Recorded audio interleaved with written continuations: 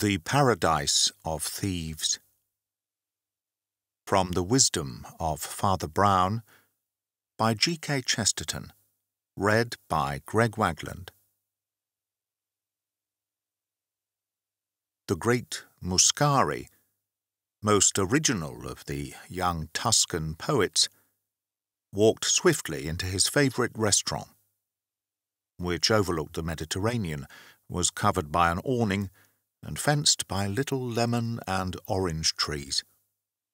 Waiters in white aprons were already laying out on white tables the insignia of an early and elegant lunch, and this seemed to increase a satisfaction that already touched the top of swagger.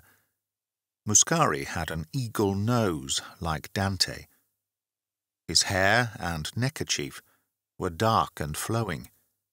He carried a black cloak, and might almost have carried a black mask, so much did he bear with him a sort of Venetian melodrama. He acted as if a troubadour had still a definite social office, like a bishop. He went as near, as his century permitted, to walking the world literally like Don Juan, with rapier and guitar. For he never travelled without a case of swords, with which he had fought many brilliant duels, or without a corresponding case for his mandolin, with which he had actually serenaded Miss Ethel Harrogate, the highly conventional daughter of a Yorkshire banker on a holiday. Yet he was neither a charlatan nor a child, but a hot, logical Latin, who liked a certain thing, and was it. His poetry was as straightforward as anyone else's prose. He desired fame or wine or the beauty of women with a torrid directness inconceivable among the cloudy ideals or cloudy compromises of the North. To vaguer races, his intensity smelt of danger, or even crime. Like fire or the sea, he was too simple to be trusted. The banker and his beautiful English daughter were staying at the hotel attached to Muscari's restaurant. That was why it was his favourite restaurant. A glance flashed around the room told him at once, however, that the English party had not descended. The restaurant was glittering, but still comparatively empty. Two priests were talking at a table in a corner, but Muscari, an ardent Catholic, took no more notice of them than a couple of crows. But from a yet farther seat, partly concealed behind a dwarf tree golden with oranges, there rose and advanced towards the poet a person whose costume was the most aggressively opposite to his own. This figure was clad in tweeds of a piebald check, with a pink tie, a sharp collar, and protuberant yellow boots. He contrived, in the true tradition of Ari at Margate, to look at once startling and commonplace. But as the Cockney apparition drew nearer, Muscari was astounded to observe that the head was distinctly different from the body. It was an Italian head, fuzzy, swarthy, and very vivacious, that rose abruptly out of the standing collar like cardboard and the comic pink tie. In fact, it was a head he knew. He recognized it, above all the dire erection of English holiday array, as the face of an old but forgotten friend named Etza. This youth had been a prodigy at college, and European fame was promised him when he was barely 15. But when he appeared in the world, he failed. First publicly as a dramatist and a demagogue, and then privately for years on end as an actor, a traveller, a commission agent, or a journalist. Muscari had known him last behind the footlights. He was but too well attuned to the excitements of that profession, and it was believed that some moral calamity had swallowed him up. "Etzer!" cried the poet, rising and shaking hands in a pleasant astonishment. "Well, I've seen you in many costumes in the green room, but I never expected to see you dressed up as an Englishman." "This," answered Etzer gravely, "is not the costume of an Englishman, but of the Italian of the future." "In that case," remarked Muscari, "I must confess I prefer the Italian of the past." "That is your old mistake, Muscari," said the man in tweeds, shaking his head, "and the mistake of Italy. In the 16th century we Tuscans made the morning. We had the newest steel, the newest carving, the newest chemistry. Why should we not now have the newest factories, the newest motors, the newest finance, the newest clothes?" "Because they are not worth having," answered Muscari. "You cannot make Italians really progressive. They're too intelligent. Men who see the short cut to good living will never go by the new elaborate roads." "Well, to me, Marconi or D'Annunzio is the star of Italy," said the other. "That is why I have become a futurist and a courier." "A courier?" cried Muscari, laughing. "Is that the last of your list of trades? And whom are you conducting?" "Oh, a man of the name of Harrogate and his family, I believe." "Not the banker in this hotel?" inquired the poet with some eagerness. "That's the man," answered the courier. "Does it pay well?" asked the troubadour innocently. "It will pay me," said Etzer, with a very enigmatic smile. "But I am a rather curious sort of courier." Then, as if changing the subject, he said abruptly, "He has a daughter and a son." "The daughter is divine," affirmed Muscari. "The father and son are, I suppose, human. But granted his harmless qualities, doesn't that banker strike you as a splendid instance of my argument? Harrogate has millions in his safes, and I have the whole in my pocket. But you can't say that he's cleverer than I, or bolder than I, or even more energetic. He's not clever. He's got eyes like blue buttons. He's not energetic. He moves from chair to chair like a paralytic. He's a conscientious, kindly old blockhead. But he's got money simply because he collects money, as a boy collects stamps. You're too strong-minded for business, Etzer. You won't get on. To be clever enough to get all that money, one must be stupid enough to want it." "I'm stupid enough for that," said Etzer gloomily. "But I should suggest a suspension of your critique of the banker, for here he comes." Mr. Harrogate, the great financier, did indeed enter the room, but nobody looked at him. He was a massive elderly man with a blue boiled eye and faded grey sandy moustaches. But for his heavy stoop he might have been a colonel. He carried several unopened letters in his hand. His son Frank was a really fine lad, curly-haired, sunburnt and strenuous, but nobody looked at him either. All eyes, as usual, were riveted, for the moment at least, upon Ethel Harrogate, whose golden Greek head and colour of the dawn seemed set purposely above that sapphire sea, like a goddess's. The poet Muscari drew a deep breath, as if he were drinking something, as indeed he was. He was drinking the classic, which his fathers made. Etzer studied her with a gaze equally intense and far more baffling. Miss Harrogate was specially radiant and ready for conversation on this occasion, and her family had fallen into the easier continental habit, allowing the stranger Muscari and even the courier Etzer to share their table and their talk. In Ethel Harrogate, conventionality crowned itself with a perfection and splendour of its own. Proud of her father's prosperity, fond of fashionable pleasures, a fond daughter, but an arrant flirt. She was all these things, with a sort of golden good nature that made her very pride pleasing, and her worldly respectability a fresh and hearty thing. They were in an eddy of excitement about some alleged peril in the mountain path they were to attempt that week.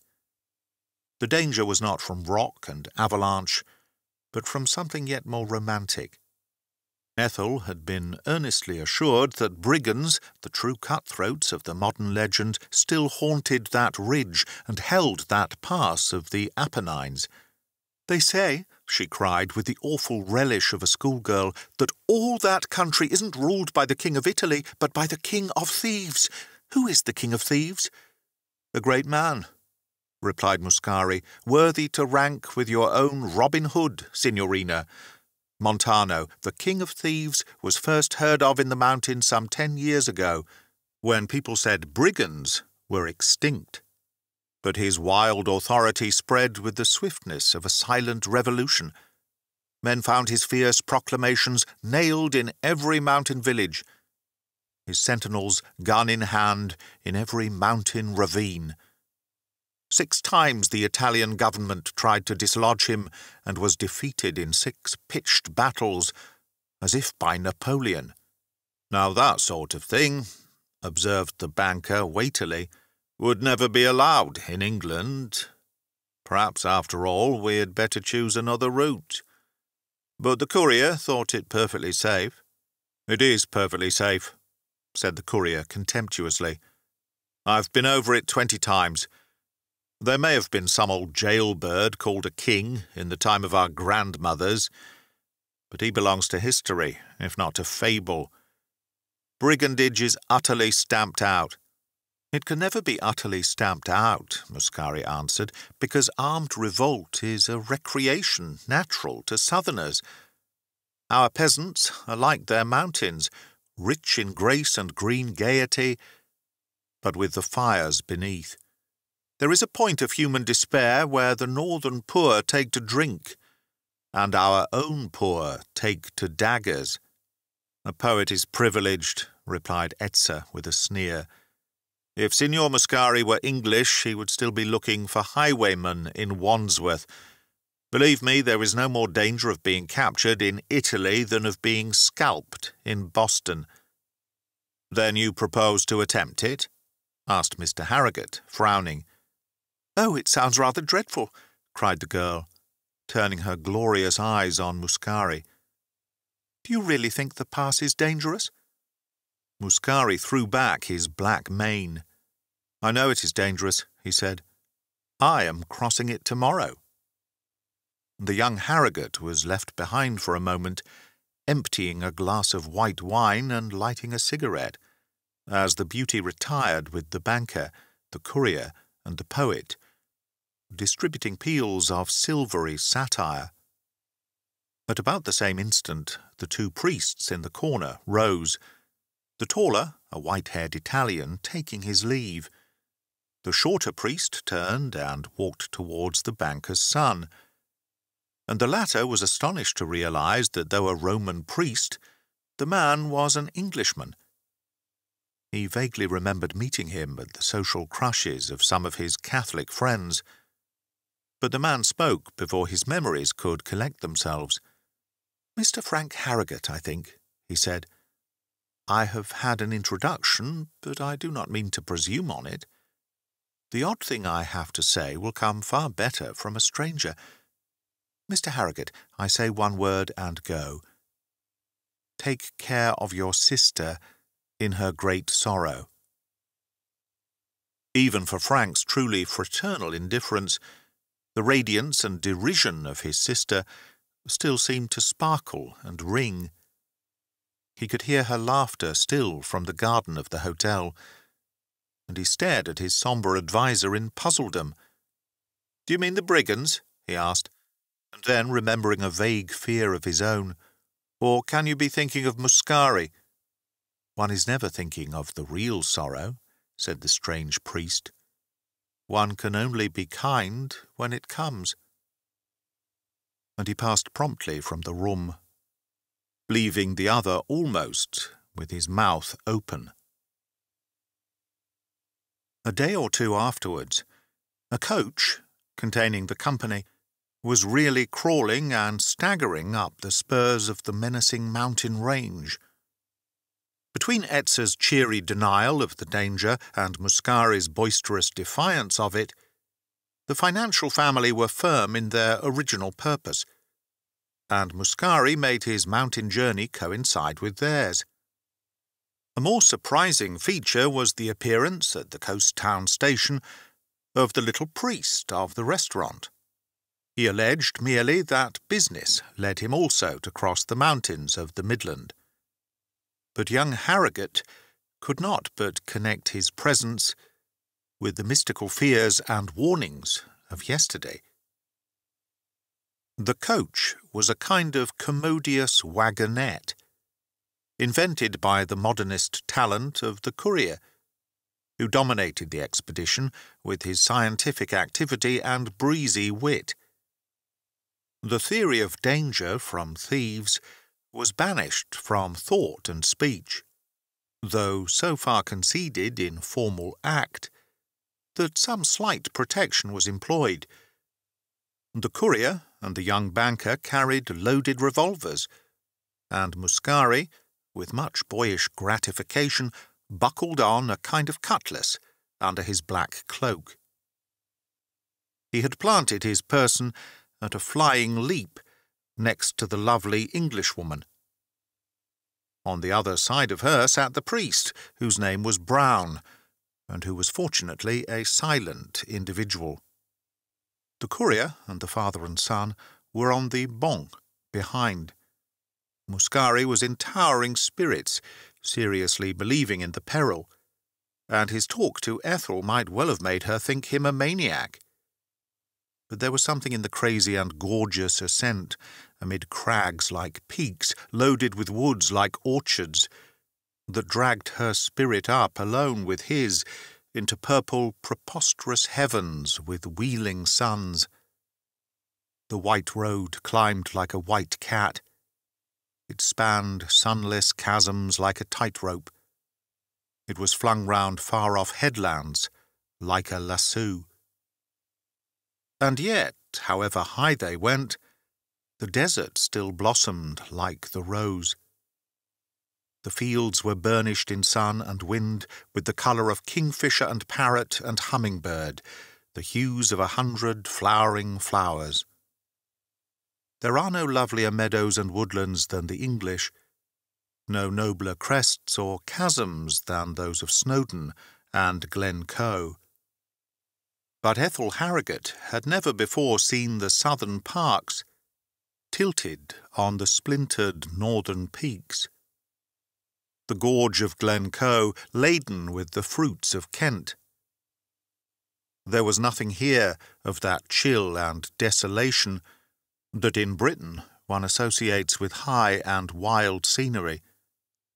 It was rather like a mosaic palace rent with earthquakes, or like a Dutch tulip garden blown to the stars with dynamite. "It's like Kew Gardens on Beachy Head," said Ethel.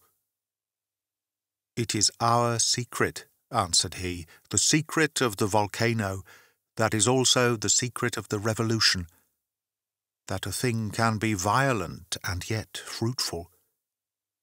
You are rather violent yourself." And she smiled at him. "And yet rather fruitless," he admitted. "If I die tonight, I die unmarried and a fool." "It is not my fault if you have come," she said after a difficult silence. "It is never your fault," answered Muscari. "It was not your fault that Troy fell." As they spoke, they came under overwhelming cliffs that spread almost like wings above a corner of peculiar peril. Shocked by the big shadow on the narrow ledge, the horses stirred doubtfully. The driver leapt to the earth to hold their heads, and they became ungovernable. One horse reared up to his full height. the titanic and terrifying height of a horse when he becomes a biped. It was just enough to alter the equilibrium. The whole coach heeled over like a ship and crashed through the fringe of bushes over the cliff.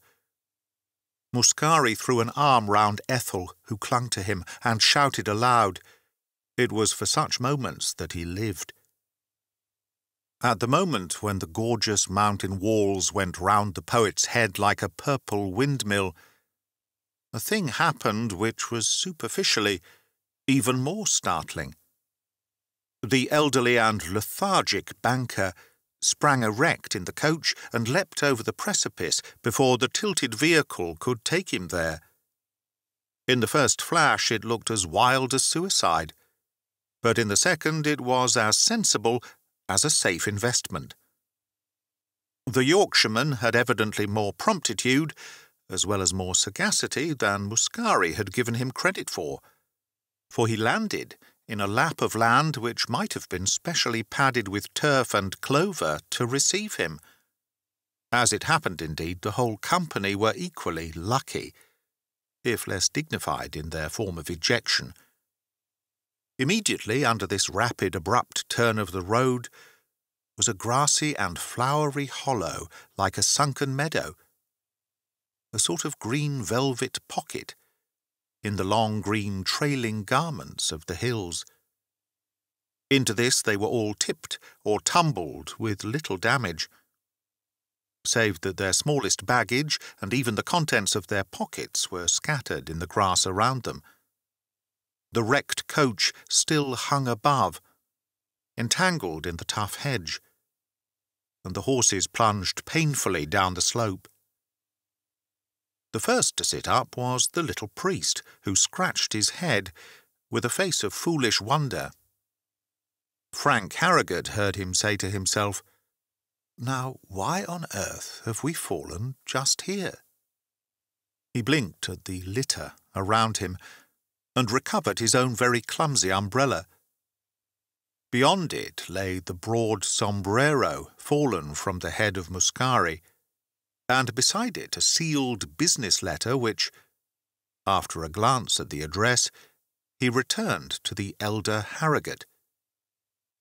On the other side of him the grass partly hid Miss Ethel's sunshade, and just beyond it lay a curious little glass bottle hardly 2 inches long. The priest picked it up. In a quick, unobtrusive manner he uncorked and sniffed it, and his heavy face turned the colour of clay. "Heaven deliver us," he muttered. "It can't be hers. Has her sorrow come on her already?" He slipped it into his own waistcoat pocket. "I think I'm justified," he said, "till I know a little more." He gazed painfully at the girl, at that moment being raised out of the flowers by Muscari, who was saying, "We have fallen into heaven. It is a sign. Mortals climb up and they fall down, but it is only gods and goddesses who can fall upwards." And indeed she rose out of the sea of colours, so beautiful and happy a vision that the priest felt his suspicion shaken and shifted. After all, he thought, perhaps the poison isn't hers.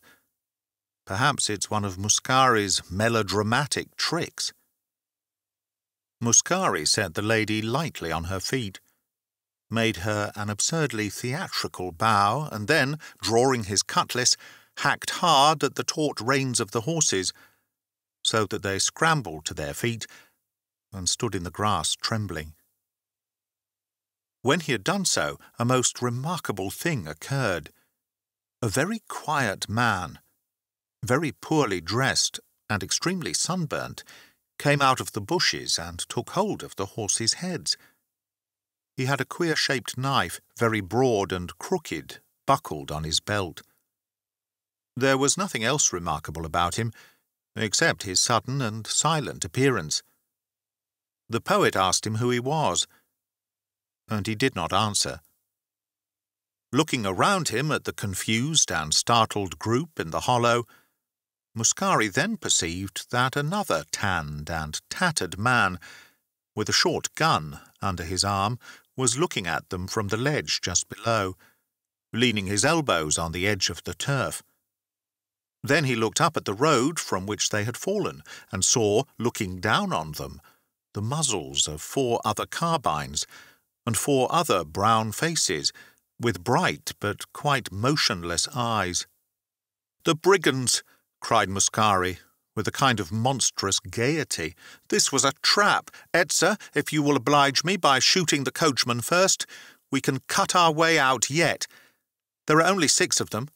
"The coachman," said Etzer, who was standing grimly with his hands in his pockets, "happens to be a servant of Mr. Harrogate's."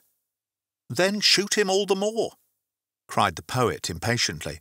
"He was bribed to upset his master. Then put the lady in the middle, and we will break the line up there with a rush." And, wading in wild grass and flowers, he advanced fearlessly on the 4 carbines. But finding that no one followed, except young Harrogate, he turned, brandishing his cutlass to wave the others on. He beheld the courier still standing slightly astride in the centre of the grassy ring, his hands in his pockets, and his lean, ironical Italian face seemed to grow longer and longer in the evening light. "You thought, Muscari, I was the failure among our schoolfellows," he said, "and you thought you were the success, but I have succeeded more than you, and fill a bigger place in history. I've been acting epics, while you have been writing them." "Come on, I tell you," thundered Muscari from above. "Will you stand there talking nonsense about yourself, with a woman to save and 3 strong men to help you? What do you call yourself?" "I call myself Montano," cried the strange courier, in a voice equally loud and full. "I am the King of Thieves, and I welcome you all to my summer palace." And even as he spoke, 5 more silent men with weapons ready came out of the bushes and looked towards him for their orders. One of them held a large paper in his hand. "This pretty little nest where we are all picnicking," went on the courier brigand, with the same easy yet sinister smile, "is, together with some caves underneath it, known by the name of the Paradise of Thieves. It is my principal stronghold on these hills, for, as you have doubtless noticed, the Erie is invisible both from the road above and from the valley below. It is something better than impregnable. It is unnoticeable. Here I mostly live, and here I shall certainly die, if the gendarmes ever track me here. I'm not the kind of criminal that reserves his defence, but the better kind that reserves his last bullet." All were staring at him, thunderstruck and still, except Father Brown, who heaved a huge sigh of relief and fingered the little phial in his pocket. "Thank God," he muttered, "that's much more probable. The poison belongs to this robber chief, of course. He carries it so that he may never be captured, like Cato." The King of Thieves was, however, continuing his address, with the same kind of dangerous politeness. "It only remains for me," he said, "to explain to my guests the social conditions upon which I have the pleasure of entertaining them. I need not expound the quaint old ritual of ransom, which it is incumbent upon me to keep up. And even this only applies to a part of the company. The Reverend Father Brown and the celebrated Signor Muscari I shall release tomorrow at dawn, and escort to my outposts. Poets and priests, if you will pardon my simplicity of speech, never have any money, and so, since it is impossible to get anything out of them, let us seize the opportunity to show our admiration for classic literature and our reverence for Holy Church." He paused with an unpleasing smile, and Father Brown blinked repeatedly at him, and seemed suddenly to be listening with great attention. The brigand captain took the large paper from the attendant brigand, and, glancing over it, continued, "My other intentions are clearly set forth in this public document. which I will hand round in a moment, and which after that will be posted on a tree by every village in the valley and every crossroad in the hills.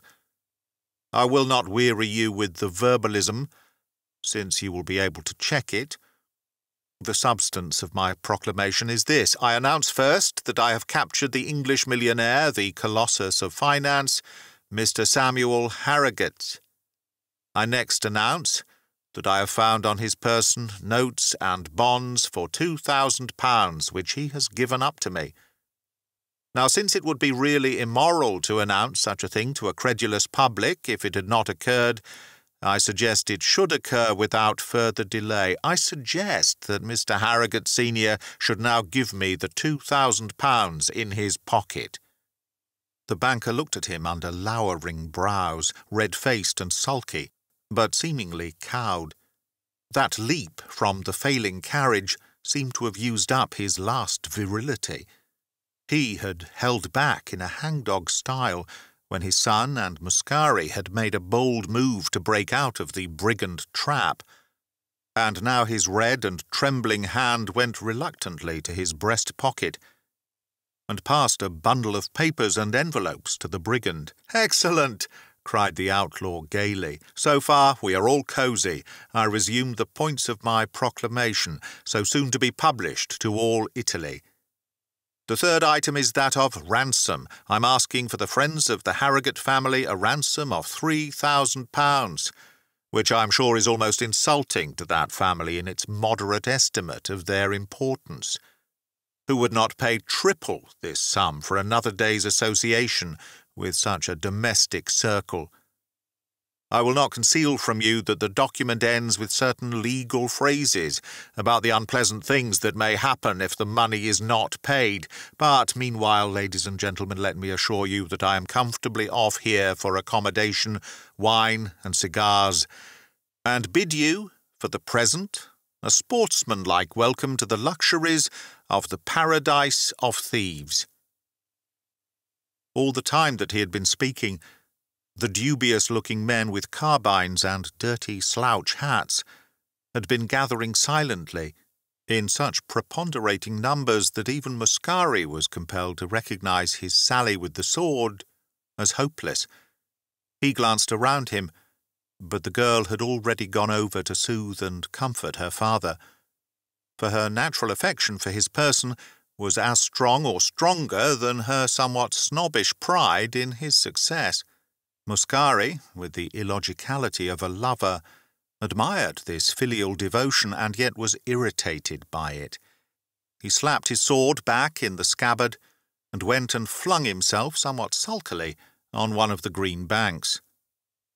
The priest sat down within a yard or two, and Muscari turned his aquiline nose on him in an instantaneous irritation. "Well," said the poet tartly, "do people still think me too romantic? Are there, I wonder, any brigands left in the mountains?" "There may be," said Father Brown agnostically. "What do you mean?" asked the other sharply. "I mean, I am puzzled," replied the priest. "I am puzzled about Etzer, or Montano, or whatever his name is. He seems to me much more inexplicable as a brigand, even than he was as a courier." "But in what way?" persisted his companion. "Santa Maria! I should have thought the brigand was plain enough." "I find 3 curious difficulties," said the priest in a quiet voice. "I should like to have your opinion on them. First of all, I must tell you I was lunching in that restaurant at the seaside. As 4 of you left the room, you and Miss Harrogate went ahead, talking and laughing. The banker and the courier came behind, speaking sparely and rather low. But I could not help hearing Etzer say these words, 'Well, let her have a little fun. You know, the blow may smash her any minute.' Mr. Harrogate answered nothing, so the words must have had some meaning. On the impulse of the moment, I warned her brother that she might be in peril. I said nothing of its nature, for I did not know. But if it meant this capture in the hills, the thing is nonsense. Why should the brigand courier warn his patron, even by a hint, when it was his whole purpose to lure him into the mountain mousetrap? It could not have meant that. But if not, what is this disaster known both to courier and banker, which hangs over Miss Harrogate's head? "Disaster to Miss Harrogate?" ejaculated the poet, sitting up with some ferocity. "Explain yourself. Go on." "All my riddles, however, revolve round our bandit chief," resumed the priest reflectively, "and here is the second of them. Why did he put so prominently, in his demand for ransom, the fact that he had taken £2,000 from his victim on the spot? It had no faintest tendency to evoke the ransom. Quite the other way, in fact. Harrogate's friends would be far likelier to fear for his fate if they thought the thieves were poor and desperate. Yet the spoliation on the spot was emphasized and even put first in the demand. Why should Ezza Montano want so specially to tell all Europe that he had picked the pocket before he levied the blackmail? "I cannot imagine," said Muscari, rubbing up his black hair for once with an unaffected gesture. "You may think you enlighten me, but you are leading me deeper in the dark. What may be the third objection to the king of the thieves?" "The third objection," said Father Brown, still in meditation, "is this bank we are sitting on. Why does our brigand courier call this his chief fortress and the paradise of thieves? It is certainly a soft spot to fall on and a sweet spot to look at. It is also quite true, as he says, that it is invisible from valley and peak, and is therefore a hiding place. But it is not a fortress. It never could be a fortress. I think it would be the worst fortress in the world, for it is actually commanded from above by the common high road across the mountains, the very place where the police would most probably pass. Why, 5 shabby short guns held us helpless here about half an hour ago. The quarter of a company of any kind of soldiers could have blown us over the precipice. Whatever is the meaning of this odd little nook of grass and flowers, it is not an entrenched position. It is something else. It has some other strange sort of importance, some value that I do not understand. It is more like an accidental theatre, or a natural green room. It is like the scene for some romantic comedy. It is like—" As the priest's words lengthened and lost themselves in a dull and dreamy sincerity, Muscari, whose animal senses were alert and impatient, heard a new noise in the mountains. Even for him the sound was as yet very small and faint, but he could have sworn the evening breeze bore with it something like the pulsation of horses' hoofs, and a distant hallooing. At the same moment, and long before the vibration had touched the less experienced English ears, Montano the brigand ran up the bank above them and stood in the broken hedge, steadying himself against a tree and peering down the road. He was a strange figure as he stood there, for he had assumed a flapped, fantastic hat and swinging baldric and cutlass in his capacity of bandit king.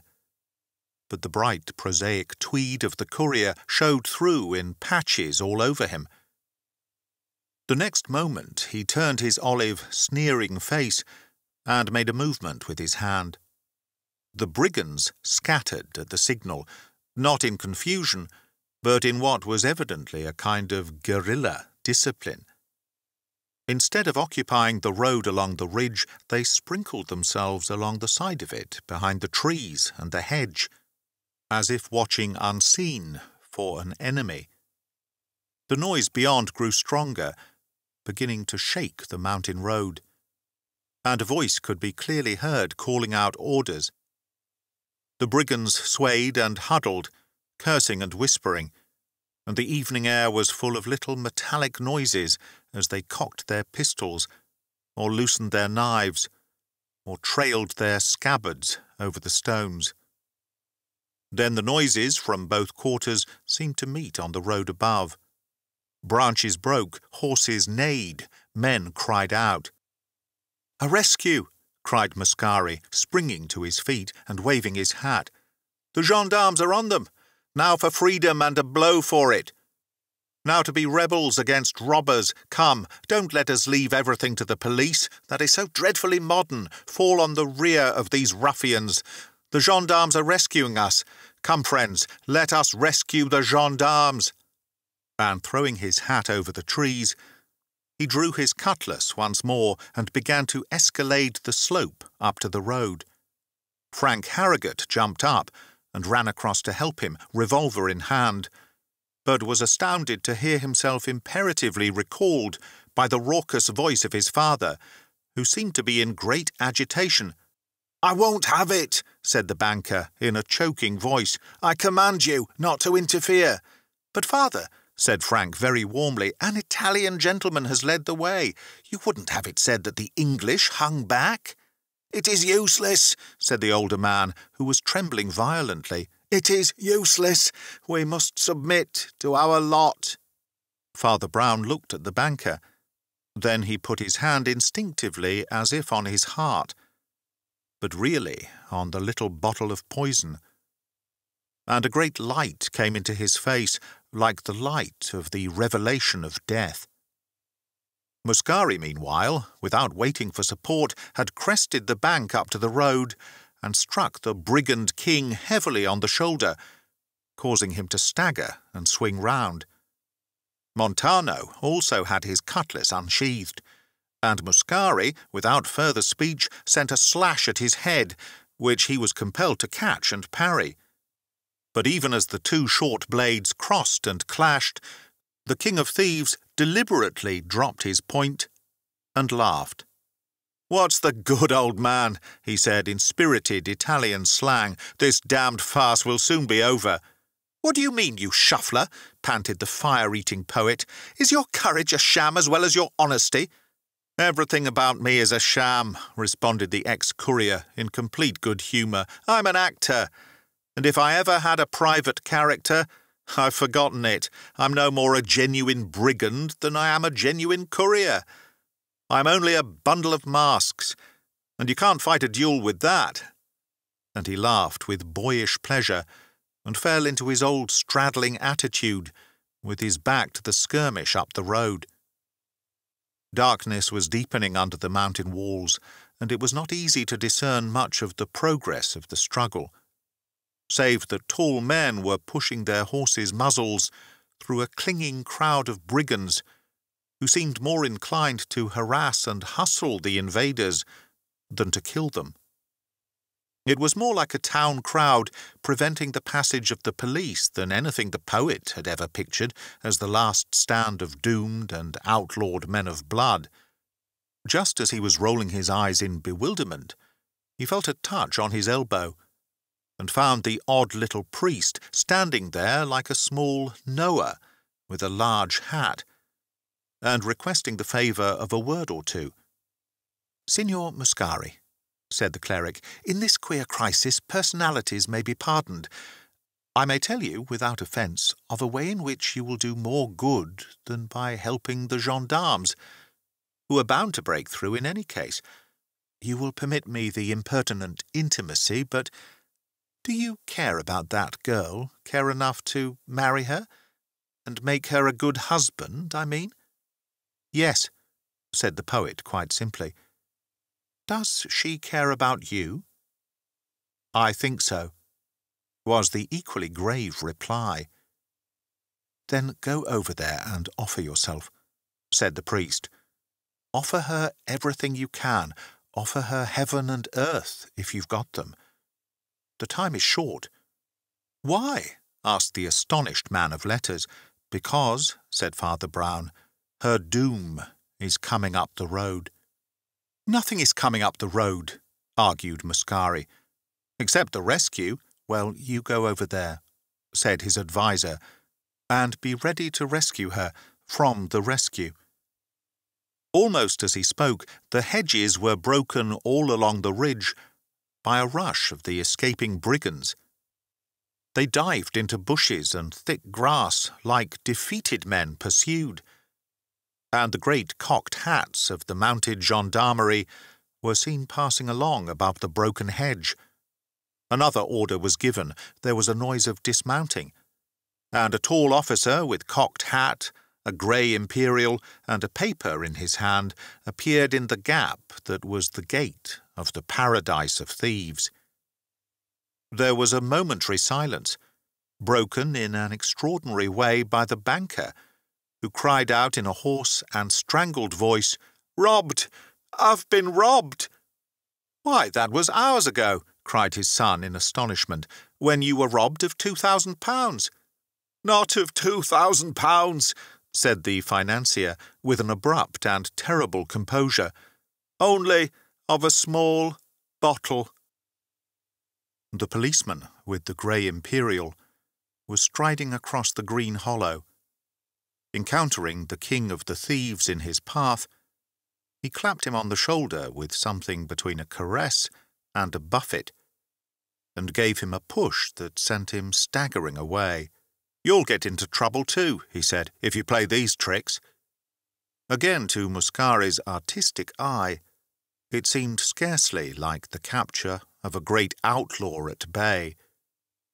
Passing on, the policeman halted before the Harrogate group and said, "Samuel Harrogate, I arrest you in the name of the law for embezzlement of the funds of the Hull and Huddersfield Bank." The great banker nodded, with an odd air of business assent, seemed to reflect a moment, and before they could interpose, took a half-turn and a step that brought him to the edge of the outer mountain wall. Then, flinging up his hands, he leapt exactly as he leapt out of the coach. But this time he did not fall into a little meadow just beneath. He fell 1,000 feet below, to become a wreck of bones in the valley. The anger of the Italian policeman, which he expressed volubly to Father Brown, was largely mixed with admiration. "It was like him to escape us at last," he said. "He was a great brigand, if you like. This last trick of his, I believe, to be absolutely unprecedented. He fled with the company's money to Italy, and actually got himself captured by sham brigands in his own pay, so as to explain both the disappearance of the money and the disappearance of himself. That demand for ransom was really taken seriously by most of the police. But for years he's been doing things as good as that, quite as good as that. He'll be a serious loss to his family." Muscari was leading away the unhappy daughter, who held hard to him, as she did for many a year after. But even in that tragic wreck, he could not help having a smile and a hand of half-mocking friendship for the indefensible Ezza Montano. "And where are you going next?" he asked him over his shoulder. "Birmingham," answered the actor, puffing a cigarette. "Didn't I tell you I was a futurist? I really do believe in those things, if I believe in anything. Change, bustle, and new things every morning.